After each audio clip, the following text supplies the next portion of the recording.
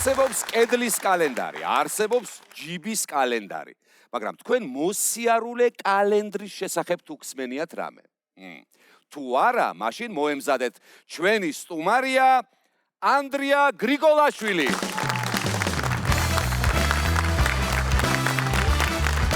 მოგზავნით პატივცემული. გამარჯობა ანდრია. დაბრძანეთ. როგორ ხარ? როგორ ხარ? არა ნიშნავს. კარხასიაზე ჩახარშე. ოქტონ საქაურო. ძალიან კარგი. მითხარი საიდან ჩამოხვედი შენ? ქუთაისიდან. შენ გაგახარა ღმერთ. რა ხდება ქუთაისში მითხარი?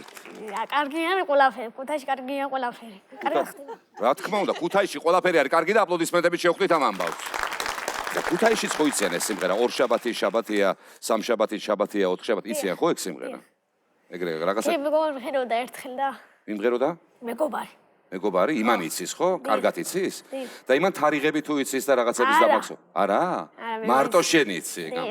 ეხლა რა მინდოდა მეკითხა? შენ მართლა მოსიარულე კალენდარი ხარ თუ გიგონებენ ახლა ამას? რა ვიცი, ეს ერთხელ სკოლაში შეაჩნია ეს მასწავლებელმა და აი რო ვიცოდი მასწავლებელმა შეამჩნია და მე სკოლის დირექტორმა და სკოლის დირექტორმა და დაფუძნებელმა. ხო, ეს შეამჩნიეს რომ შენ ეს ამბები შეგიძლია მოკლედ, ხო? დიახ, შეიძლება. ერთი რაღაცა რო გკითხო, ხო შეიძლება? დიახ.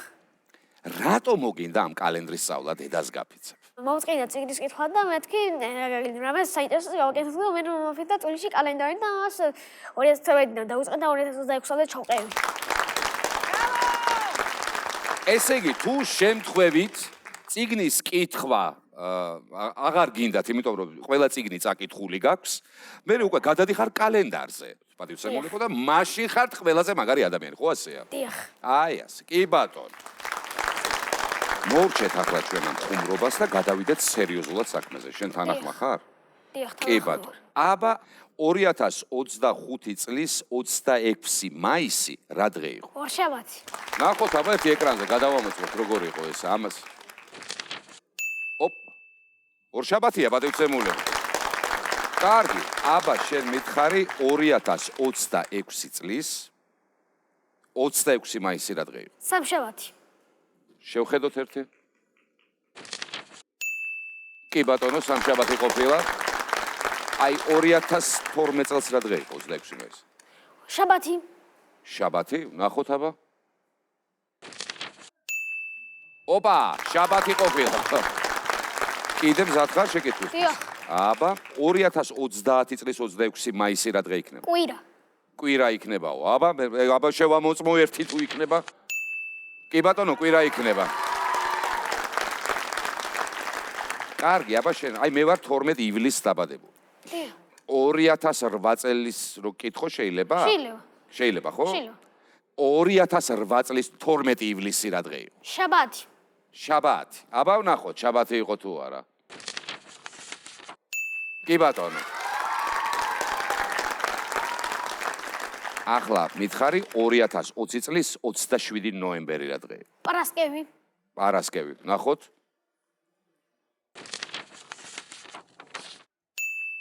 პარასკევია ნამდვილად.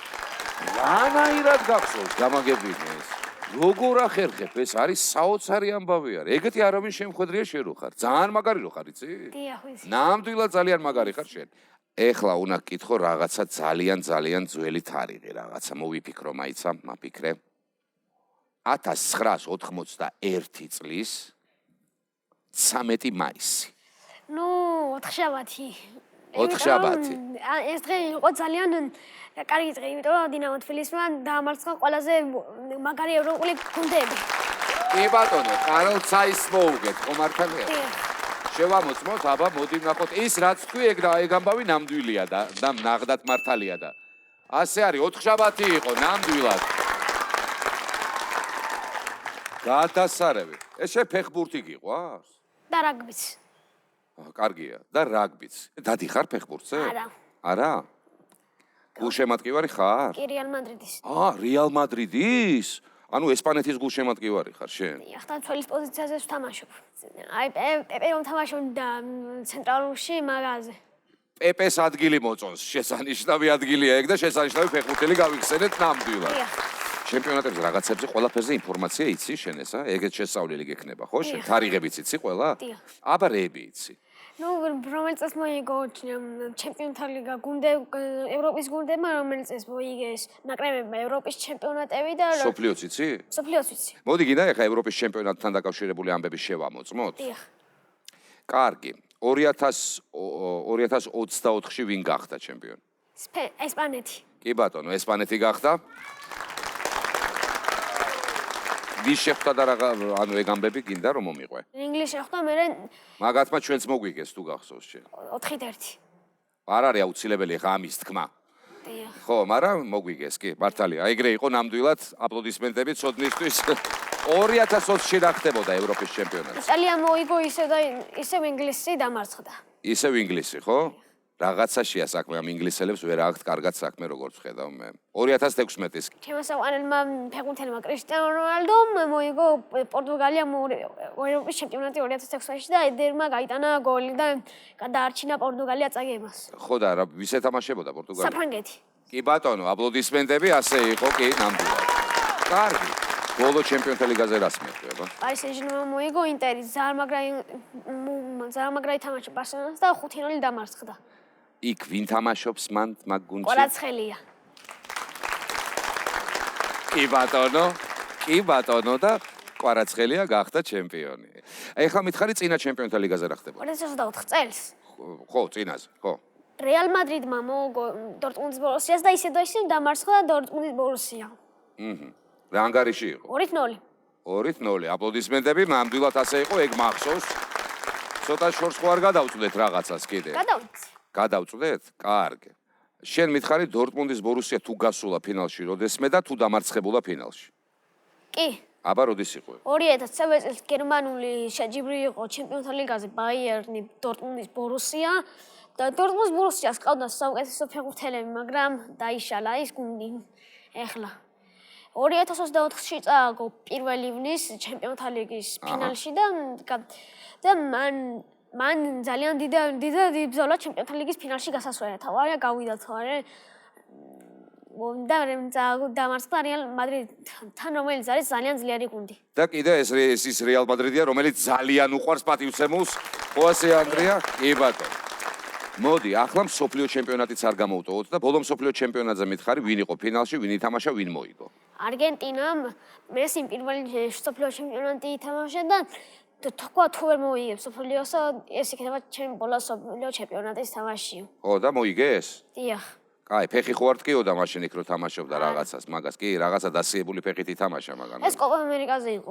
ეგ კოპა ამერიკაზე იყო, ხო, მართალი ხარ შენ. ბოდიში შემეშალა მე წინა წლებისა 98-ის მითხარებო. საფრანგეთმა დაამარცხა ბრაზილია. თან როგორ მაგრა დაამარცხა, მახსოვს მე ეგეც კი. რა ანგარიში იყო ხო არ გახსოვს? 3-0. 3-0 იყო ნამდვილად აპლოდისმენტები. შენ ხარ პირველი ბავშვი, რომლიცაც დიმა ობოლაძეს შურს, რო იცოდე შენ. ო. აიგე. რაზე ოცნებობ ხა შენ მითხარი? მე ოცნებობ რომ გამომიდე ფეხბურთელიან რა გვისი და ან ფეხბურთში ვითამაშო ან რეალ მადრიდში და თუ კარაგობის გამომიდე მინდა ვითამაშო ქუთაისის აიაში. ქუთაისის აიას მივესალმებით, ვინც არ იცის, ქუთაისის აია იყო აკვანი ფაქტიურად ქართული მაშინ რეგბის რო ვეძახდით. რომ მითხარი მადრიდის რეალშიო უნდა ვითამაშო მეო? დიახ, ჩემი ოცნება ესაა. თუ ფეხბურთელად არ აგიყვანეს, მაშინ 100%-იანი უნდა აგიყვანონ ჟამთა აღწერელად.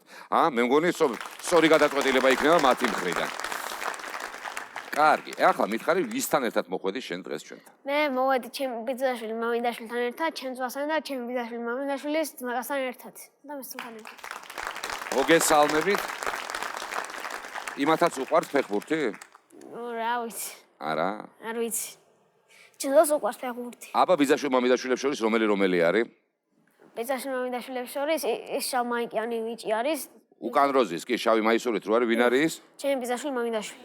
გამარჯობა ბიძაშვილ მამიდაშვილო, მოგესალმებით. გამარჯობა. საიდან აქ აი ეს ცოდნა? თქვენ ხო არა ხართ ჩართულები ამ სწავლა განათლებაში? როგორც თქვენ არ იცი, ისე არ ვიცი მეც არაფერი. სკოლიდან გავიგე ეს ყველაფერი დირექტორი. დიახ, სკოლიდან გაიგო. სკოლიდან გაიგო ყველა? დიახ. ესე იგი მე ფაქტიურად ესე გამოდის, რომ მე მგონი სკოლის მასწავლებელს უნდა გადაუხადოთ განსაკუთრებული მადლობა, რომელმაც აღმოაჩინა ეს მისი აი ესეთი შესანიშნავი ნიჭი. რა ქვია პედაგოგს, რომელმაც აღმოგაჩინა შენ, რა ქვია ეს სახელი? დირექტორს. რომელმაც აღმოგაჩინა, შეიძლება დირექტორმაც, ხო? დამრიგებელმა აღმოაჩინა აი, ჯერ. დამრიგებელი სახელი მითხარი და შორენ ასწავლებელი. შორენა მასწავლებელს განსაკუთრებული აპლოდისმენტები ესე იგი.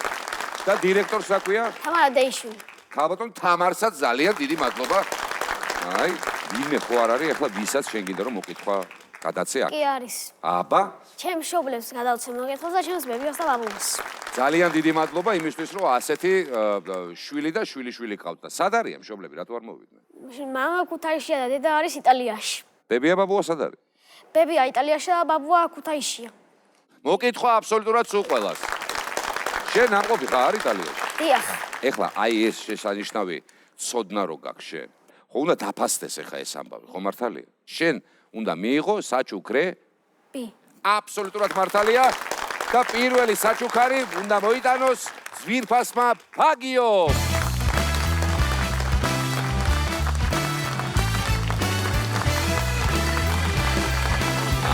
ეს საჩუქარი შენ ფაგიოსგან ეს არის ფაგების ნაკრები იმისათვის რომ გაციება და ისინი ინფექციები არ მოგეკაროს შენ. ხო მიხვდი რომ ჯამთელად რო ყავდე დედამ იცის ფაგიო. და კიდევ რა თქმა უნდა შემდეგი საჩუქარი უნდა მოგზავნდეს სტუდიაში რომელსაც მოგვიტანს ლოკომოკოს ლომი.